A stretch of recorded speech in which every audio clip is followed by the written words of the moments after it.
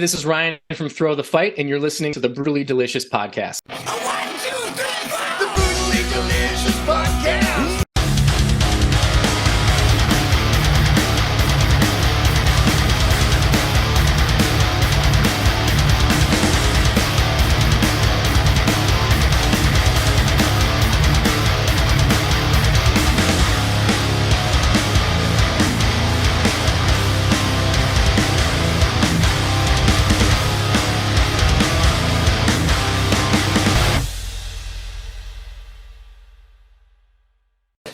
Sweet. Hopefully my Wi-Fi holds up for us here. I've been having trouble all day, so. Have you? Yeah. I live outside of a pretty big city, right outside of Richmond, Virginia, but I have the shittiest internet you could possibly imagine. Yeah, for sure. My office is in the basement, so it's like the farthest corner of the house where our Wi-Fi is set up, and yeah, it goes in and I've got my kids home, so like going upstairs is not an option. Right. Well, cool. Thank you for joining me, man. I appreciate it. Yeah, of course. Thanks for having me. Yeah. So where are you located? I'm in Minneapolis, so I'm like 30 minutes west of Minneapolis. So are you getting affected by these fires and the air quality? Yeah, for sure. It's definitely noticeable. It sucks. Yeah. I'm down here in Richmond, and it's pretty far away, but it's been not like New York. I've seen pictures of New York where it's horrible, but it's definitely hazy, and you could tell something's up. Yeah, for sure. It's a bummer. So anyway, let's talk about Throw the Fight. Sure. So for those not familiar, can you give us the 2-sentence boardroom elevator pitch? Yeah, we're just a hard rock band from Minneapolis, and we've been doing our thing for about 20 years at this point. So been around the block for a while. Still loving it and still having a blast. That's great. So I'm going to go back for a second. You said just a hard rock band, 70 million Spotify streams and 700,000 monthly listeners is not just a rock band, though, right? That's like I guess I should probably stuff. I should get better at the elevator pitch. I don't know. I mean, it's just like, yeah. I mean, like whenever people ask us to describe the sound, like that's just the first generic umbrella that always comes to mind. You know, I should probably like niche down a little bit more. But and then I know you don't want to be, too much of a braggart. So, but to be honest, 99% of the other musicians in the genre strive to get those kind of numbers, right? That's pretty amazing. Yeah, for sure. And I mean, it's just a testament to the fans sticking around and listening and just streaming platforms in general, like being able to serve it to people. So it's awesome. We appreciate it. So when you're writing, like your new record is out on the 30th, right? Strange World of this month, so 2 weeks. Yep. When you're writing a record, are you concerned with those fans? Or are you writing the record for yourselves first? And does that make sense? Yeah, it totally makes sense. We're mostly writing it for ourselves first. I mean, we don't typically have like an agenda or anything when we go into writing sessions. It's always just about writing strong songs, like and for us, it's for me personally, like it's either a banger or it's not. It's either a good song or it's not. So like we don't typically try to overthink that stuff too much. It's more or less just having stuff that we're happy with first, and hopefully the fans like it and stick around and appreciate it too. Like it too. You can't make everyone happy though. So some people like new stuff and other people don't, and it is what it is at the end of the day. So with that being said, then did you overwrite? Like you write like a bunch of songs and then decide what's gonna make it? For sure. Yeah, we're always writing and doing stuff like that, and pre-producing tracks and then pre-producing those. So typically when we go into a studio to do a track, we've already worked on it ourselves up and got it to a point where we feel like it's, maybe 80 to 90% of the way there. And then, we've always worked with some great producers to kind of help refine stuff and take it to the next level. When you guys are writing, are you able to get in the studio together like the old traditional way? Because I guess 20 years ago, that's the way you did it, right? Bouncing ideas. Yeah, for sure. So you still still do that. I mean, we do that a lot less these days. Jeff, our drummer, he's in Florida now. Right. So we're getting together, typically only when there's like shows or touring coming up or stuff like that. But yeah, we used to do that, write a lot together in the rehearsal space. That was more like 4 to 5 years ago. Now we're basically just tracking stuff on our own, sending it around. And then we have a producer here in Minneapolis that we work with a lot. So we're constantly, going into his studio to kind of write together and work on stuff together. So do you think that affects the outcome? Like when you're not all together writing and you're taking more advantage of, emailing stuff or using Lightpipe or whatever you guys use? I think it makes us more productive for sure. It allows us to get stuff done way faster. I mean, like I said earlier, we've been around for 20 years, and to put it into perspective, a third of our catalog has been released just within the last 4 years alone. So it just goes to speak, it speaks to like how fast people are consuming music and just the speed you're able to kind of do things now. I mean, I think we're kind of at the point where we've got a good process figured out, and it's working better and better for us. So we're just going to keep doing more of what's working. And yeah, I mean, it's just so much easier to get more done now. Absolutely. At this point. So I listened to the single Obey. What's been the reaction to it so far online? Or it's been really good. Yeah, I mean, from what I can tell, it's been really good and really positive. We've been playing that song live, for the last handful of those too, and people seem to dig it live too. So, we're looking forward to playing all this stuff coming here. What do you guys have planned in support of the record? Are you planning hitting the road? A little bit. We've got 6 or 7 shows on the books right now. So we've got just a handful of like regional dates around the Midwest: Minnesota, Wisconsin, Iowa, South Dakota, the Omaha area, stuff like that. So We've got about 6 or 7 shows coming up in the next few weeks. And then after that, we'll see what happens. Hopefully some more touring pops up for us. So I imagine being, in this business 20 years and of a certain age, then touring is difficult, right? Especially with the price of everything. It may not always make sense, and you may have to do like that weekend warrior stuff, right? Yeah, for sure. And especially for us, we're all in our 40s at this point. We've all got kids and things like that. And we've kind of done the touring for the sake of touring, like way back in the day. So for us, it's more about just being more strategic and doing stuff that makes sense. It's more of like a less is more approach to it right now. Right. But yeah, it's more or less just kind of weekend stuff, and touring is few and far between. Yeah, I mean, even like but we want to do those opportunities when they come up, I mean, I see like even like the big heavyweights like Anthrax and all these bands, they're canceling the tours because it doesn't make sense with gas prices and diesel prices and everything else. Yeah, I mean, the margins are so thin on live music. It's tough all around for artists and for venues.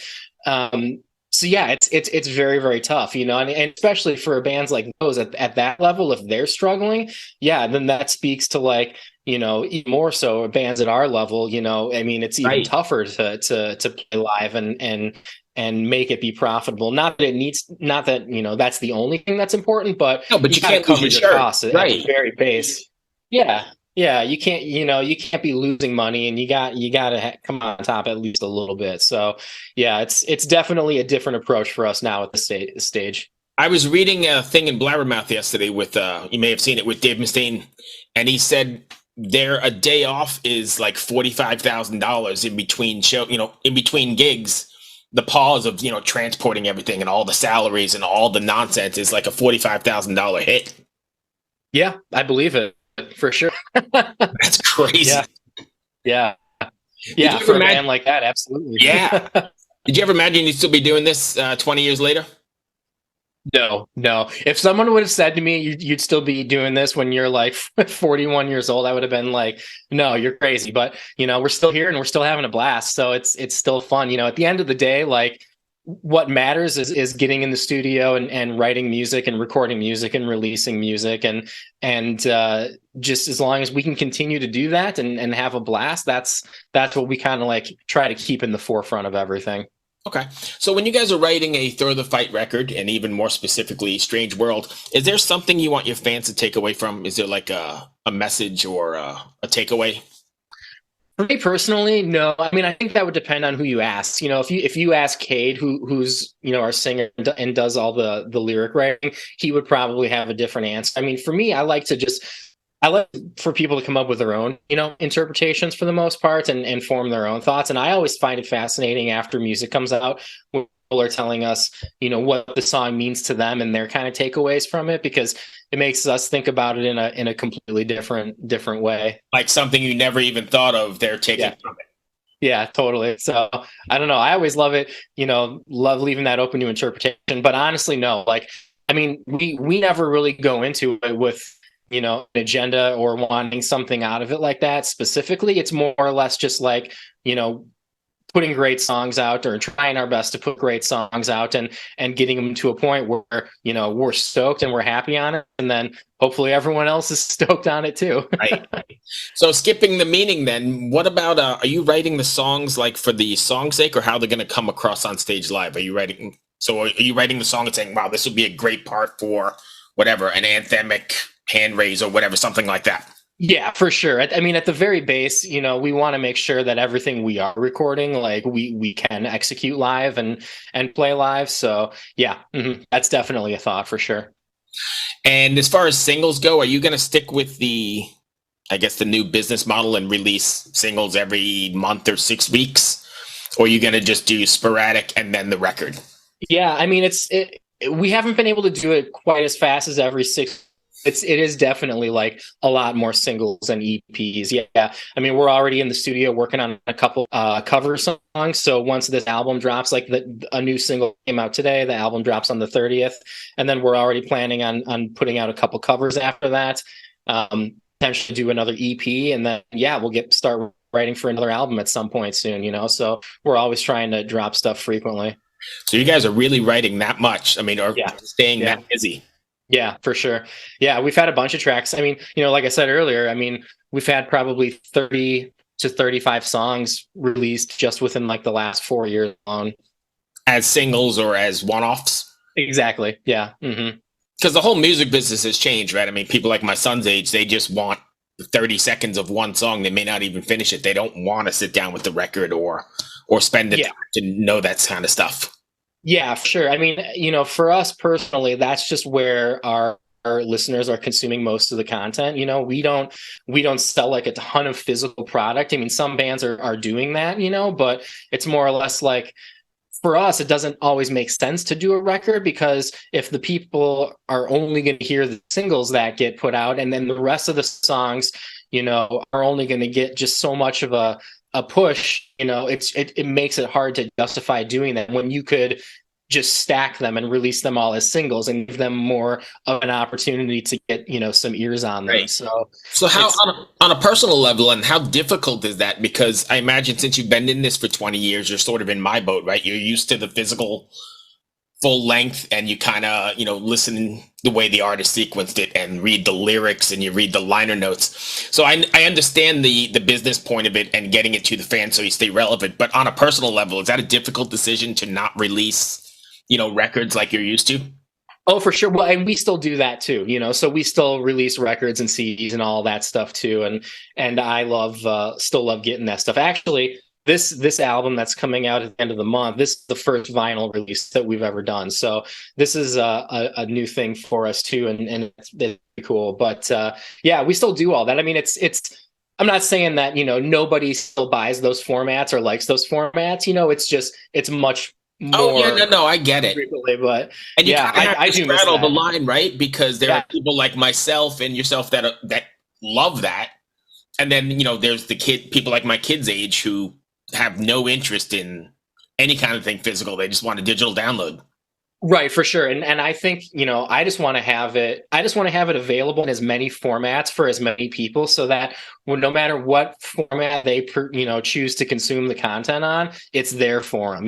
Like so many people are just watching this on YouTube. So it's like, we want to have that there. Sure. I mean, you just want to have as many opportunities and options for people as possible. Yeah. In the end, though, it's got to be pretty damn cool. It's going to be satisfying to have a vinyl in your hand, right? Dude, totally. I know. I got it here. There it is. There it is. Yeah, that's great. That's got to be amazing. Yeah, for sure. Absolutely. So what is next for Throw the Fight? Well, we got a couple other cover songs out after the album drops. And a bunch of shows and hopefully some more touring. Otherwise, hopefully we're going to Europe at some point next year as well too. So that's kind of on the agenda as well. And if fans want to find you guys, can you give us your socials? Yeah, for sure. You can find us at throwthefight.com, and we're pretty much everywhere at Throw the Fight, Perfect. So before we go, I've got two things. One, I'm a big fan of James Lipton's Behind the Actors Guild or whatever, the Actors Studio. And he always ends with 10 quick questions. Sure. So if you don't mind, we'll do those. And then I need you to do a bumper for me at the end. So I'll just run these. One word answers are fine, however you want to do it. What's your favorite word? My favorite word? Mm-hmm. Probably no, because I say it to my kids all the time. What is your least favorite word? Least favorite word? Oh, man. Putting me on the spot here. I don't know. They get more difficult as we go.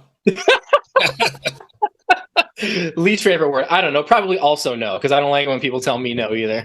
All right. What turns you on creatively, spiritually, or emotionally? Oh, interesting. Honestly, for me, it's just like focus and quiet, like being able to like find the time to find that space to do that, because those moments are few and far between, I think, honestly. What turns you off? I don't know. Being in a hurry, I guess. Being rushed. Okay. Let's see. What is your favorite curse word? Fuck, definitely. Yeah, me too. Got to go with the solid F-bomb. Right. What sound or noise do you love? Probably feedback. Probably anything from a Mesa dual rec. So nice. What sound or noise do you hate? Oh gosh. I don't know. My kids screaming. Probably. 3 more for you. What profession other than your own would you like to attempt? Oh boy. That's a good question. I don't know. I'm a designer too, so I also like do that, So I mean, honestly, I don't even know. I mean, we're pretty much doing what we've always set out to do. All right. So then, what profession would you like not to do? Oh man. I don't know. Cleaning sewers would be rough. Like sewer work. Right. I'm gonna put a no on that one. And then the last one. Sorry, if heaven exists, what would you like to hear God say when you arrive at the pearly gates? Oh man, thanks for being here. Thanks for showing up. Awesome. I hope that wasn't too bad. No worries, man. Thank you. And thank you, my friend. I really appreciate it. No problem, man. Thank you so much for having me, Bruce. Yep. Good meeting you. Good luck with the record, and we'll talk to you soon. Thanks so much, man. Stay in touch, okay? Yep. Thanks. Bye.